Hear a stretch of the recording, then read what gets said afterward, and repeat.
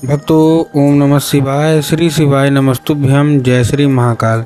जी हाँ भक्तों, क्या आपके भी घर में कोई ऐसा व्यक्ति है जिसका विवाह नहीं हो पा रहा? आप लोग बहुत ज़्यादा परेशान हैं उसके विवाह को लेके कि आखिरकार उस व्यक्ति का जो विवाह है वो क्यों नहीं हो पा रहा। आपने बहुत ज़्यादा मेहनत कर लिया, बहुत ज़्यादा प्रयास कर लिया कि जो विवाह है वो हो जाए, लेकिन फिर भी जो विवाह है ना वो होने का नाम ही नहीं हो पा रहा है। ठीक ना, हर एक चीज़ सही चल रही होती है, हर एक चीज़ ठीक चल रही होती है, लेकिन अंत में आके कुछ ना कुछ ऐसा होता है जिसके कारण वो जो व्यक्ति है उसका विवाह होते होते रह जाता है। ठीक, तो क्या करें, कैसे करें, पूरा का पूरा मैं उपाय बताने वाला हूँ। देखिए, आपको भी पता है कि पूज्य गुरुदेव की जो कथा होती है उसमें लाखों की भीड़ आती है। कैसे भीड़ आती है? लाखों की भीड़ आती है।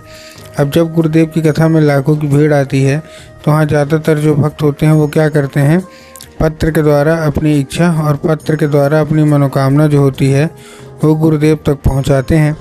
तो अभी गुरुदेव की कथा चल रही थी, आज से 4 से 5 महीना पहले की बात है। गुरुदेव की कथा चल रही थी और गुरुदेव की कथा में लाखों की भीड़ आई।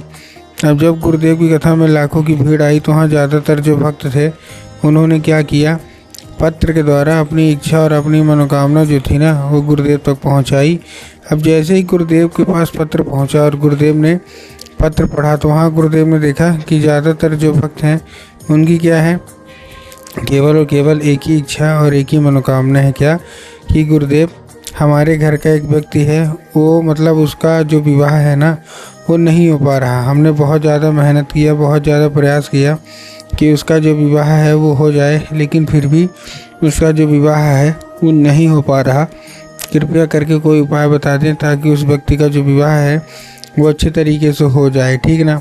अब जैसे ही गुरुदेव ने ये देखा तब गुरुदेव ने 2 से 3 उपाय बताया और कहा केवल और केवल ये उपाय कर लेना, तुम्हारे घर का जो कोई भी व्यक्ति है, जो कोई भी सदस्य है जिसका भी विवाह नहीं हो पा रहा, अवश्य रूप से उसका जो विवाह है ना वो होगा ही होगा।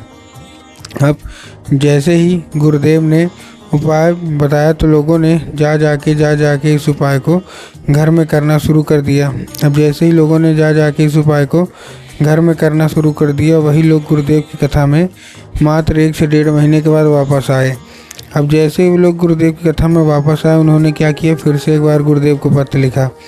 लेकिन ये वाला जो पत्र था ये गुरुदेव को धन्यवाद के रूप में पत्र था कि गुरुदेव धन्य हो आपका, आपके द्वारा बताया गया उपाय हमने किया, हमारी सारी इच्छा सारी मनोकामना जो है ना वो पूरी हो गई है, आपका कोटि कोटि धन्यवाद। तो देखिए, जो लोग भी मेरी आवाज़ अभी सुन रहे हैं ना, अगर आपको भी जानना है कि आखिर ऐसा कौन सा उपाय है जिसको करने मात्र से इच्छा मनोकामना पूरी हो जाती है, तो चलिए हम बताते हैं आपको आज की इस वीडियो के माध्यम से कि आपको करना क्या है। तो बस उपाय ध्यान से सुन के अच्छे से करिएगा ज़रूर। देखिए, जो हमारा सबसे पहला उपाय है, इस उपाय में 3 काली मिर्च लेना है और साथ में आपको लेना है 1 धतूरा। क्या लेना है? 3 आपको लेना है काली मिर्च और साथ में आपको लेना है 1 धतूरा। तो 3 काली मिर्च ले लिए, साथ में आपने 1 धतूरा ले लिया। अब ये लेने के बाद आपको करना क्या है, जैसे आपने लिया, लेने के बाद आपको केवल और केवल एक काम करना है। क्या काम करना है? आपको अपने उसी व्यक्ति को जिसका भी विवाह नहीं हो पा रहा है ना, उसको कहाँ भेज देना है? सीधा सीधा शिव मंदिर। अब जैसे ही वो व्यक्ति शिव मंदिर पहुँचेगा उसको बोलेगा कि दक्षिण दिशा में खड़ा हो जाए और उत्तर की ओर अपना चेहरा कर ले। अब देखिए, दक्षिण और उत्तर में ना बहुत सारे लोग कंफ्यूज होते हैं कि दक्षिण क्या है, उत्तर क्या है, हमको थोड़ा साफ साफ बताओ। तब गुरुदेव ने साफ साफ बताया है कि आप जिस भी शिव मंदिर जा रहे हैं ना, उस शिव मंदिर का जिधर साइड जलाधारी होगा, आपको अपना चेहरा उधर साइड करके खड़े हो जाना है। ठीक, खड़े हो गए। खड़े होने के बाद एक नाम लेके, कौन सा? महादेव का बहुत ही सुंदर सा नाम है, श्रम्भेश्वर महादेव।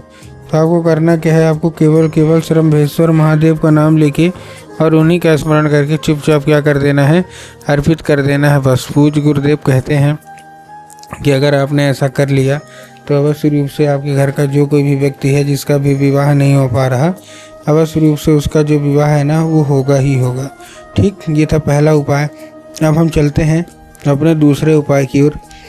अब देखिए, जो हमारा दूसरा उपाय है, इस उपाय में आपको करना क्या है, इस उपाय में सिंपल सा, जितने भी लोग हैं विवाह नहीं हो रहा, आपको थोड़ा सा लेना है लाल चंदन।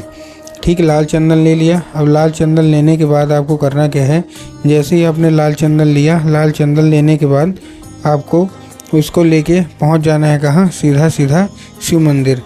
अब आपके दिमाग में आगे कि जाएंगे बाबा भोलेनाथ को अर्पित कर देंगे, जो कि गलत है। आपको बाबा भोलेनाथ के ऊपर नहीं अर्पित करना। आपको कहाँ लगाना है, अपनी दाहिने हाथ की कोई भी एक उंगली से आप माता शोक सुंदरी की जगह में बिंदी के रूप में लगा दीजिए। किसमें, बिंदी के रूप में। अब जैसे ही बिंदी के रूप में लगाएंगे, बिंदी के रूप में लगाने के बाद उसको औषधि के रूप में मांगिए कि कृपया करके इसको माता हमको औषधि के रूप में प्रदान करिए। अब क्या होगा, अभी औषधि का रूप ले लेगा।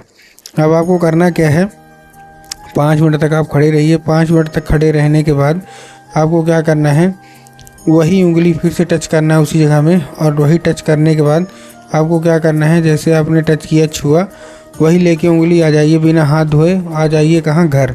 जैसे ही आप घर आएंगे, घर आने के बाद आपको क्या करना है, जैसे घर आए, घर आने के बाद जहाँ आप लोग सोते हैं और जिधर साइड सर करके सोते हैं, उधर साइड की जो दीवार होगी ना, उसी दीवार में आपको क्या करना है, अर्पित कर देना है। पूज्य गुरुदेव कहते हैं कि माता शोक सुंदरी उस चंदन के जरिए आपके घर में प्रवेश करेंगी और आपके घर में जो व्यक्ति का विवाह नहीं हो पा रहा, बस रूप से उसका विवाह होगा ही होगा।